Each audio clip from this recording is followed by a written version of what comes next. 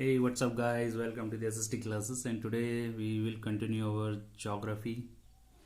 And in the previous lecture, we read about land. As the second chapter is all about land, water, and natural vegetation. So, in the previous chapter, we read about land. So, today we will continue with the water. So, water is also a very important resource as land, and we have been reading about water and its importance since our childhood, so we will continue with that. Today we will cover some more points about the water. So starting with water, water is a vital renewable natural resource. Three-fourths of the world, three-fourths of the earth's surface is covered with water. So as we know that water is a very important resource, okay, and around three-fourths of our surface is covered with the water. So as we all know that 71% it is water on our planet, and only 29% area in the world belongs to the land. ठीक है, fresh water accounts for only 2.57%. Nearly 70% of this occurs as ice sheets and glaciers in Antarctica, Greenland, and mountain regions. Only 1% of the fresh water is available and fit for human care. So, although we have 71% area which belongs to the water, in our earth, but still, when it comes to the fresh drinking water which we can consume, it's only 2.7%. Okay ना, जब पानी साफ पानी की बात आती है तो वो केवल कितना है, 2.7% है. एंड वो भी कहाँ पर है, उसमें भी जो 2 पॉइंट जो पीने वाला पानी है उसका भी जो 70% है, दैट इज वेयर वो या तो एंटार्क्टिका में या ग्रीनलैंड में और ग्लेशियर्स की फॉर्म में या आइस शीट्स की फॉर्म में या हिमालयन रीजन्स में, जैसे कि बहुत सारे ग्लेशियर्स हमारे क्या है हिमालयाज में मिलते हैं. So they are inaccessible to the humans. तो वो क्या है, एक्सेसिबल है ही नहीं ह्यूमंस के लिए. तो इससे क्या है कि वाटर तो है हमारे पास 2.7% फ्रेश ड्रिंकिंग वाटर, पर उसमें भी क्या है 70% वाटर तो ऐसा है कि जिसके पास हम पहुंच ही नहीं सकते. इसीलिए क्या होता है कि पूरी दुनिया में 1% वाटर ऐसा है जो कि फ्रेश ड्रिंकिंग वाटर है, जिसको कि हम क्या कर सकते हैं, कंज्यूम कर सकते हैं, which we can consume. So केवल 1% वाटर है. Okay, that's why on just because we have only 1% of water what we can consume. उसके कारण ही क्या है कि दुनिया में क्या है, बहुत सारी जगहों में क्या है, वाटर की एक स्कार्सिटी है या वाटर स्कार्सिटी के केसेस हमें देखने को मिलते हैं, मतलब पानी की कमी. ठीक है, so we will read about some of the areas where water scarcity is very general. So there is scarcity of water in many regions of the world. Most of Africa, West Asia, parts of Western USA, Northwest Mexico, parts of Southern America, and entire Australia are facing shortages in fresh water supply. So, if you look at the water scarcity, तो अगर आप देखोगे कि Africa का जो ज़्यादातर हिस्सा है, just because two of the biggest deserts are located in Africa. तो अफ्रीका में क्या बहुत दुनिया के दो बहुत बड़े डेजर्ट देखने को मिलते हैं, Kalahari and Sahara. Okay, west Asia भी क्या है, पूरा एक डेजर्ट वाला एरिया है. ये वेस्टर्न यूएसए को भी देखा जाए तो ये भी एक बहुत ड्राई एंड डेजर्ट वाला एरिया है. कुछ डेजर्ट्स कैसे होते हैं, कोल्ड डेजर्ट्स भी होते हैं. सो कोल्ड डेजर्ट्स भी वो जगहें होती हैं जहाँ पर क्या पानी की काफ़ी शॉर्टेजेस होती है, like Ladakh in India. Okay, north west Mexico, ये भी एक बहुत ड्राई प्लेस है. South America, specially south America is very humid and dry. And जो इंटायर ऑस्ट्रेलिया में भी क्या है, बहुत सारे डेजर्ट्स हैं, जैसे विक्टोरिया डेजर्ट है ऑस्ट्रेलिया का, that is also known as the never land. तो वहाँ पर नेवर लैंड इसीलिए कहा जाता है क्योंकि वहाँ पर क्या कोई आदमी आपको दूर दूर तक नहीं दिखता. You can not see any man far away. So that's why that area is known as the never land. And these all areas are those areas which have acute water shortages. Okay, तो क्योंकि हमारे पास fresh पानी बहुत कम है और बहुत सारे areas हमारे यहाँ से जहाँ पर स्कार्सिटी है, so it's becomes very important for human to conserve this water. तो बहुत जरूरी ये हो जाता है कि हमें क्या है, पानी को बचाना है.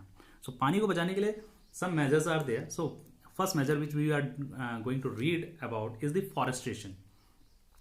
Why forestation is very important? Just because forests, they are very helpful in bringing the rain. Second, trees, they hold water in their roots. So in this way they help in managing the underground water resources. तो क्या होता है, अपनी जड़ों में पानी बांध देते हैं, जिसके कारण क्या जमीन के नीचे जो आपका ट्यूबवेल्स का पानी आता है, that comes from the underground. तो वो अंडरग्राउंड वाटर रिसोर्सेज का एक एग्जाम्पल है। तो उससे क्या होता है कि जो वाटर्स जब ये अपनी जड़ों में बांध के रखते हैं तो उससे क्या होता है, जो जमीन के नीचे जो अंडरग्राउंड वाटर रिसोर्सेज होते हैं वो क्या होते हैं, मैनेज होते हैं, बनाए रखते हैं, मतलब वो मेंटेन रहते हैं, ठीक है। और जितने ज़्यादा ट्रीज आप काट दोगे तो उतने ज़्यादा क्या होगा, जो अंडरग्राउंड वाटर रिसोर्सेज हैं उन पे क्या होगा, एक नेगेटिव इम्पैक्ट होगा। The second thing is the water conservation. तो वाटर कंजर्वेशन एक ऐसा इंस्ट्रूमेंट है या एक ऐसे टेक्निक है जो कि which is gaining popularity day by day, specially in the rural areas of India. And one of the classical example of water conservation is the state of Tamil Nadu, where government has made it mandatory for all its citizens to conserve the water, just because southern rivers are not the perennial rivers like Ganga and Yamuna. ये जो south India की जो reverse हैं वो क्या होती हैं, perennial reverse नहीं है, क्योंकि वो ग्लेशियर से नहीं आ रही। गंगा एंड यमुना क्या है, ग्लेशियर से आती है, तो दैट्स वाई उनके पास क्या है, थ्रू आउट एयर उनके पास पानी होता है। भले समर में थोड़ा पानी कम हो जाता है, बट उनके पास हमेशा पानी होता है। जो जबकि whereas southern rivers are plateau rivers, जो प्लेट्यू से निकलती है और वहां पर क्या है, ग्लेशियर्स नहीं है। तो इसके कारण क्या होता है कि समर्स में क्या है, these areas has to face serious shortages of water. That's why the government specially in Tamil Nadu has made it mandatory to conserve the water. तो अब क्या होता है कंजर्व वाटर, मतलब उसके तहत क्या होता है कि घरों के आगे आप बड़े बड़े तालाब बनाओगे, ठीक है, पॉन्ड्स बनाओगे या पूल्स बनाओगे, एंड बरसात के पानी को वहां पर होल्ड किया जाएगा, ठीक है, और ताकि क्या है, पानी को बचाया जा सके। So this method is also gaining a lot of popularity around the world. Now the third one is the drip irrigation. So specially irrigation requires a lot of water. तो जो सिंचाई होती है, जो हम पानी डालते हैं खेतों में फसलों के लिए, उसके लिए क्या आता है, बहुत पानी की जरूरत होती है। So it consumes a lot of water, and that's why Israel is a country in the Middle East. It started a new irrigation technique. तो उसने क्या एक नई irrigation technique निकाली, that technique is known as the drip irrigation, which is now gaining popularity in India also.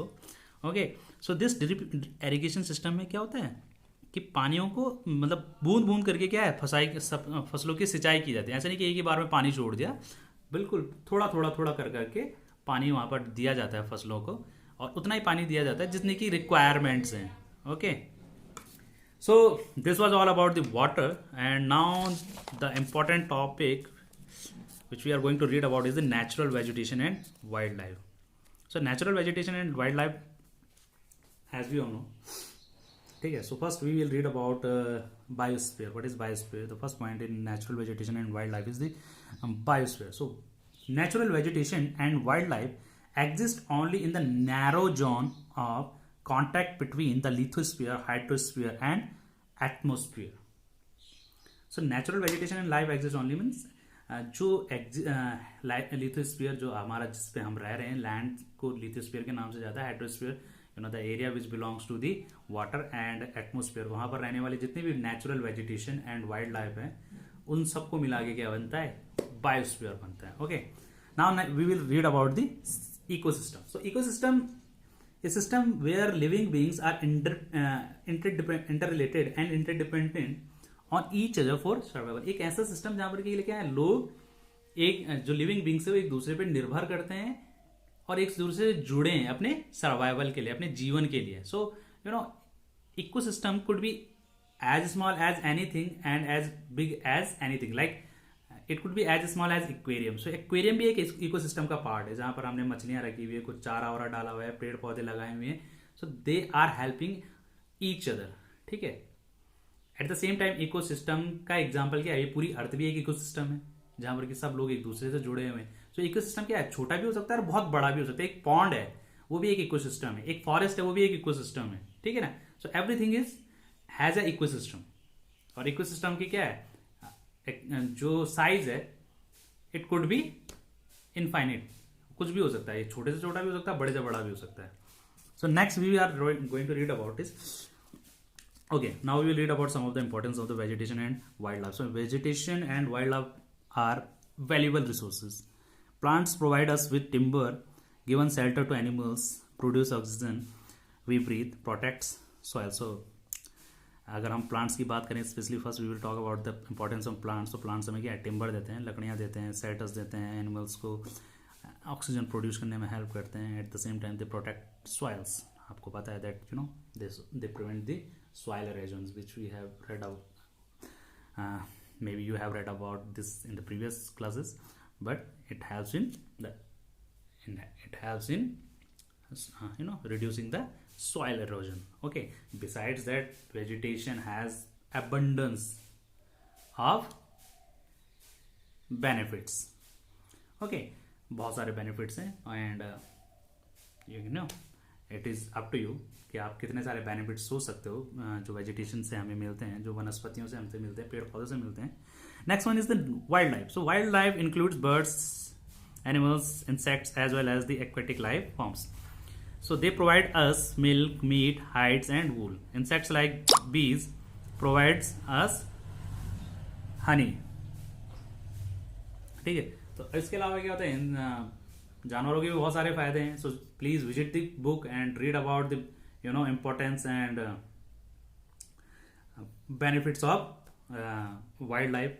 सो उन चीज़ों के बारे में आप पढ़िए, खुद जाइए। Some I have written here.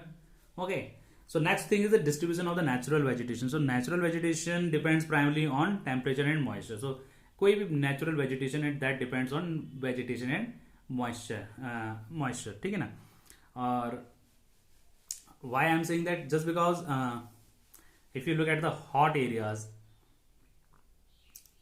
vegetation will be found in a different form. If you look at the cold areas, you will find vegetation in different areas, and if you visit the tropical areas, you will find vegetation in different areas. Moisture का एक बहुत बड़ा role होता है, temperature का होता है, and at the same time water and rain also plays a very important role. Just because if you look at the tropical region where rainfall is very high throughout the year, you will find dense forest. वहां पर क्या है, आपको बहुत सारे dense forest मिलेंगे. At the same time, if you will go to the deserts, you will find thorny bushes, shrubs, okay, like cactus. ठीक है ना. And if you go to the cold places, or you can say the temperate areas, you will find snows and lichens and mosses. You will find vegetation in the form of lichens and mosses. जो काई वगैरह जमी होती है ठंडे ठंडे area में, वो आपको वहां पर देखने को मिलेगी. सो वेजिटेशन की क्या है, डिफरेंट फॉर्म्स हैं. ठीक है. सो और अलग अलग एरियाज में ये अलग अलग तरीके से मिलते हैं. Depends primary on temperature and moisture. Now the next point which we will read about the conservation of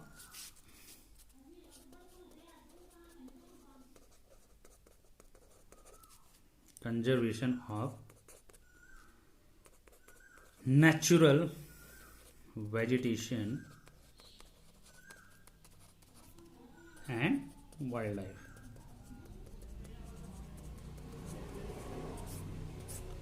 So as we all know, just because of the human greed or human interference, the ecosystem of this entire planet has been turbulent in recent years. तो पिछले कुछ सालों में क्या एक turbulent सा माहौल बन गया है, स्थितियाँ, चीज़ें खराब हो गई हैं. सर्टेन चीज़ें जिनके कारण क्या जो वाइल्ड लाइफ एंड वेजिटेशन है उन पर एक नेगेटिव इम्पैक्ट पड़ा है. डिफॉरेस्टेशन हो गया या बढ़ता हुआ डेजर्टिफिकेशन हो गया. Eight the same time poaching हो गई, जो शिकार कर देते हैं जंगली जानवरों का. At the same time illegal construction works which takes place. ठीक है. और फैक्ट्रीज वगैरह का जो सीवेजेस का जो वाटर होता है, ये सारी के सारी चीज़ें. ठीक है. इन सब के कारण क्या है, एक इम्बैलेंस क्रिएट हो गया है हमारी पूरी अर्थ में. ठीक है. और हमारे स्पेशली इससे कौन इम्पैक्ट हो रहा है, natural vegetation and wild life. कई सारे ऐसे जीव जंतु हैं हमारे जो कि क्या हो चुके हैं, एक्सटिंक्ट हो चुके हैं या they are on the verge of the extinction. So उनके लिए बहुत सारे इनिशिएटिव उठाए गए हैं. Different organisations are set like World Wide Fund. इसके अलावा वन महोत्सवों को बनाया जा रहा है. तो ये government and the entire world are trying very hard to make a balance between the development and nature. So उनमें क्या है, बहुत सारे हमने स्टेप्स लिए, मेजर्स लिए हैं. Just visit the book. ठीक है, कुछ 2-3 मेजर्स उन्होंने इसमें इस टाइप्स का इन्होंने एक मेंशन किया है. Just look at what is this types. One महोत्सव के बारे में उन्होंने बताया है कि वन महोत्सव को किस तरीके से पूरे देश में, हमारे इंडिया में क्या वन महोत्सव को सेलिब्रेट किया जाता है, so that it brings a sense of awareness amongst the people to take care of nature. So these are all those things which we need to do, and so that we can make a balance between our nature and our developmental goals. Okay, so this was all about this chapter had. So finally we are done with this chapter. Next week I will send you question and answers regarding this chapter. Till then, have a great day.